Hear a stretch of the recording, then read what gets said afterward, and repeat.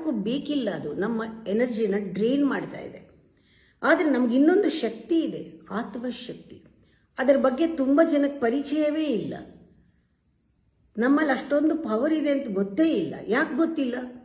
ನಾವು ದೇಹನ ಬಳಸೋ ಹಾಗೆ, ಇಂದ್ರಿಯಗಳನ್ನು ಬಳಸೋ ಹಾಗೆ, ಮನಸ್ಸನ್ನು, ಬುದ್ಧಿನ, ಅಹಂಕಾರನ ಬಳಸೋ ಹಾಗೆ ಇದನ್ನು ಉಪಯೋಗಿಸೇ ಇಲ್ಲ. ಉಪಯೋಗಿಸದೆ ನಮಗೆ ಅದರ ಜ್ಞಾನ, ಅದರ ಅರಿವು ಇಲ್ಲ. ಉಪಯೋಗಿಸಿಲ್ಲ ನಾವು.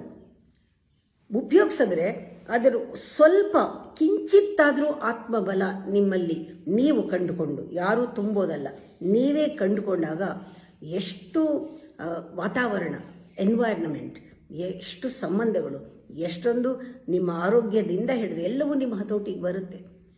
ಮನೆಯಲ್ಲಿ 5 ಜನ ಡಿಸ್ಟರ್ಬ್ ಆಗಿದ್ದರು, ಅದರಲ್ಲಿ ಒಬ್ಬ ಸ್ಟೇಬಲ್ ಆಗಿದ್ದರೆ, ಒಬ್ಬ ಬ್ಯಾಲೆನ್ಸ್ಡ್ ಆಗಿದ್ದರೆ, ಒಬ್ಬ ಇಂಟಿಗ್ರೇಟೆಡ್ ಆಗಿದ್ದರೆ, ಇನ್ನು ಮಿಕ್ಕಿದರನ್ನೆಲ್ಲ ಹೀಲ್ ಮಾಡಬಹುದಲ್ವಾ?